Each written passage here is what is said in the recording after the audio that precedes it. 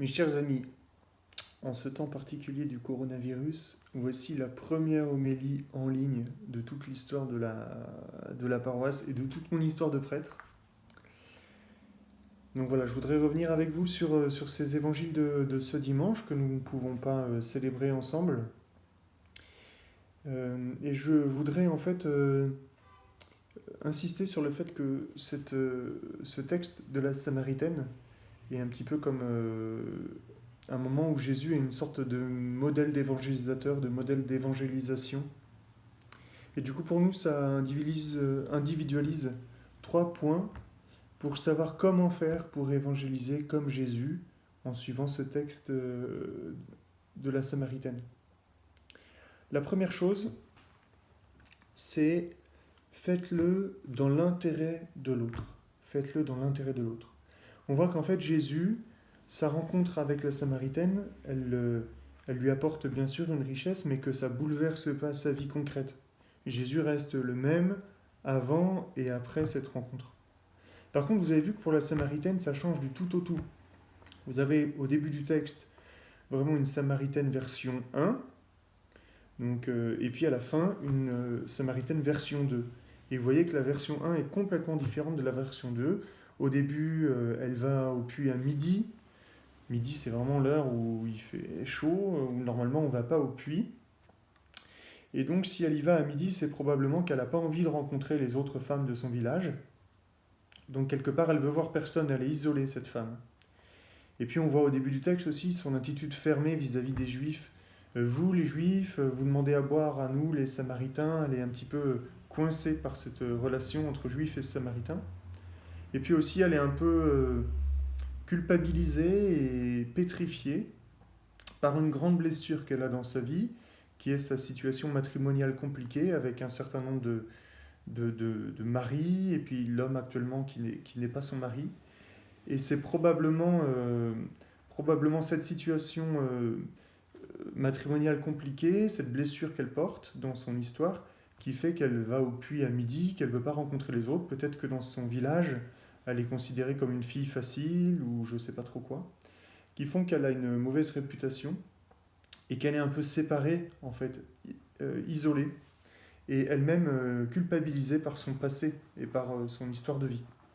Alors que vous voyez que à la fin du texte, elle a complètement changé. Elle est en paix avec son passé, elle ose regarder en face ce qu'elle a vécu avec ses différents hommes, et elle est vraiment touchée par le fait que Jésus lui ait permis de poser des mots là-dessus. Elle est réconciliée avec son village parce qu'elle va voir tout le village. Elle leur dit que Jésus est un prophète, le village vient, la croit. Elle est comme remise au sein de la communauté de son village alors qu'elle semblait la fuir. Et puis on voit aussi qu'elle a une vie spirituelle qui a gagné en profondeur et en paix. Elle était très troublée par les questions de lieu de prière. Et on voit maintenant qu'elle a découvert le Messie, qu'elle comprend ce que c'est que prier. On sent qu'elle a une vie vraiment beaucoup plus ouverte, plus apaisée, renouvelée par rapport à sa vie d'avant. Et donc si Jésus évangélise, s'il annonce la bonne nouvelle, c'est d'abord pour changer la vie de la Samaritaine parce qu'il sait que la Samaritaine, c'est bon pour elle. Cette transformation est bon pour sa vie. Eh bien, pour nous, c'est exactement pareil. Je pense que si nous annonçons Jésus, c'est pas d'abord pour Jésus ou pour nous, comme si on avait quelque chose à vendre, ou des disciples à, à mettre dans notre association. C'est d'abord parce qu'on sait que fondamentalement, Jésus est une bonne nouvelle qui peut transformer la vie des gens. Voilà. Et c'est parce qu'on aime les Samaritaines et les Samaritains d'aujourd'hui, et que nous-mêmes, nous sommes Samaritains, et que nous faisons l'expérience que ça a transformé notre vie, que ça a apporté un approfondissement de notre vie spirituelle, une paix aussi sur nos erreurs du passé, et ainsi de suite. Voilà, donc chez Jésus comme chez nous, comme chez vous, le moteur de l'évangélisation, ça doit être l'intérêt pour l'autre, l'attention à l'autre, l'amour de l'autre, et non pas le fait de vendre sa camelote. La deuxième point, c'est que dans l'évangélisation telle que Jésus la vit, il faut rejoindre les gens là où ils en sont. Et c'est très touchant dans ce passage, puisque Jésus en fait accepte de se mettre à égalité avec la Samaritaine sur le bord du puits. Il vient la rejoindre dans ce qui fait sa honte, c'est-à-dire le fait qu'elle vienne au bord du puits à midi, au moment où il n'y a personne. Il lui donne sa dignité en lui demandant un service, en disant donne-moi à boire. Voilà, il se met d'un pied d'égalité en fait, et même peut-être même en infériorité par rapport à cette Samaritaine qu'il rencontre. Et, euh, et ensuite, il lui parle avec beaucoup de paix de la vérité de la situation qu'elle vit, notamment vis-à-vis de sa vie maritale. Et c'est ça qui touche la Samaritaine. Quand elle va voir les gens, elle dit regardez, il m'a dit tout ce que j'ai fait. Donc en fait, elle est touchée de voir que Jésus s'est mis à son niveau, qu'il ne l'a pas condamné, qu'il l'a écouté, qu'il l'a pris là où elle en était, en vérité en fait. Et donc je pense que pour nous et pour notre paroisse aussi, à l'exemple de Jésus, l'annonce de l'Évangile se fera en rejoignant les gens où ils en sont, sans se mettre en situation de supériorité ou d'infériorité, mais à égalité, en leur demandant aussi leur aide, parce que c'est un grand vecteur d'ouverture du cœur quand on demande de l'aide à quelqu'un. Voilà, et puis la troisième chose, la première, c'est que chez Jésus, quand il évangélise, il fait grandir les gens d'étape en étape. Et en fait, là, c'est dans le dialogue qui va se nouer avec cette Samaritaine que Jésus va la faire grandir dans sa foi. Et je ne sais pas si vous avez remarqué, vous relirez le texte, mais il y a vraiment une progression dans les mots qui sont utilisés tout au long de l'Évangile. Au début, la Samaritaine le considère comme un juif. Voilà, pourquoi est-ce que tu me demandes de l'eau, toi qui es juif? Et puis au fur et à mesure de la conversation, elle va se dire, est-ce que tu serais plus grand que Jacob? C'est encore une question, mais elle ouvre l'hypothèse du fait que Jésus soit peut-être plus grand que le patriarche Jacob, donc il a un statut particulier. Et puis elle lui dit, donne-moi à boire. Voilà une première étape dans sa vie spirituelle. Et puis un peu plus loin par le texte, à la suite du moment où Jésus lui révèle ou pose des mots sur sa situation, la Samaritaine dit je vois que tu es un prophète. Voilà, donc elle appelle Jésus prophète maintenant. Donc on voit déjà tout le chemin qu'elle a parcouru entre le moment où elle l'appelait juif, ensuite elle le considérait peut-être comme plus grand que Jacob et ensuite comme prophète. On voit que sa foi s'approfondit et que maintenant sa question, c'est surtout de savoir où prier, comment prier.